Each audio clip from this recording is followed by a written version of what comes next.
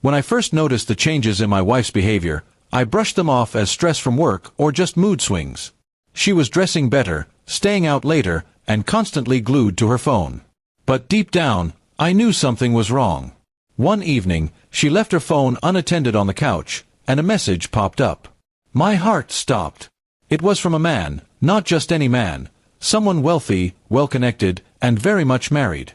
I felt my world crumble in that moment.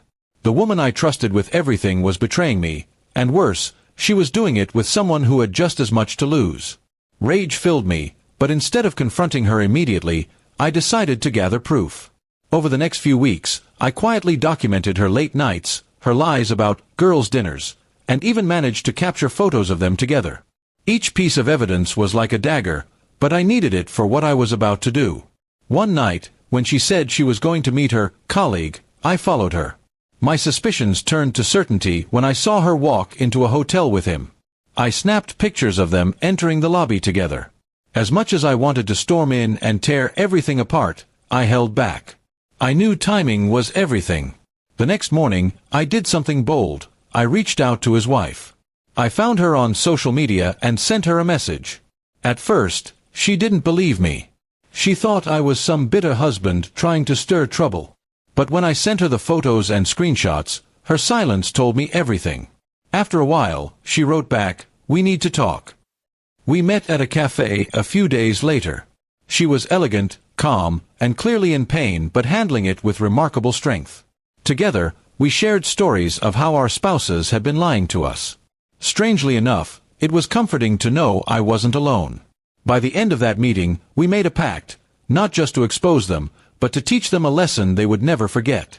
We decided to play along as if we knew nothing. For weeks, both our partners continued their little affair while we planned. The other wife, let's call her Sarah, invited me to a charity gala her husband was attending.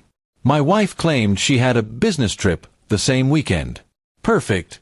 At the event, everything unfolded like a movie. Sarah and I arrived together, acting completely natural. Halfway through the evening, her husband and my wife walked in, hand in hand, clearly thinking they were safe from prying eyes. When they saw us standing there together, their faces drained of color. The silence that fell around them was deafening. Guests started whispering, and phones were discreetly lifted to record. Sarah raised her glass and calmly said, "To loyalty, something neither of you seem to understand." The entire room erupted in murmurs as my wife stammered, trying to come up with excuses. I pulled out my phone and showed the gathered guests some of the very photos I had collected. "This," I said loudly, "is what they've been doing behind their families' backs." The humiliation was complete. They were caught not only by us, but by everyone who mattered in their social circle. My wife begged me to step outside, but I refused. I told her in front of everyone that our marriage was over. Sarah, with equal poise, announced she would be filing for divorce the very next day. Their reputations were shattered, and there was no way to fix it. After that night, everything changed. My wife tried to plead for forgiveness, claiming it was just a mistake, but I had seen enough. I packed her belongings and told her to leave. Sarah did the same with her husband. What they thought was a secret romance turned into their public downfall. Ironically, Sarah and I remained in touch. Our shared pain became a strange bond. We didn't rush into anything, but we supported each other through the divorce process. Every time I thought about what had happened, I realized karma had found its way. My wife lost everything, her comfort, her reputation, and even the wealthy man who quickly abandoned her once the scandal spread.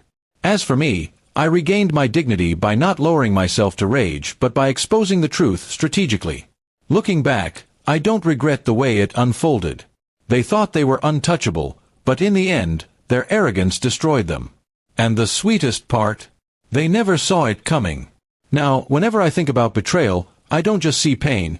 I see the power of standing tall, of fighting back with patience and intelligence. My wife cheated with a rich married man, but his wife and I made sure they paid the price together.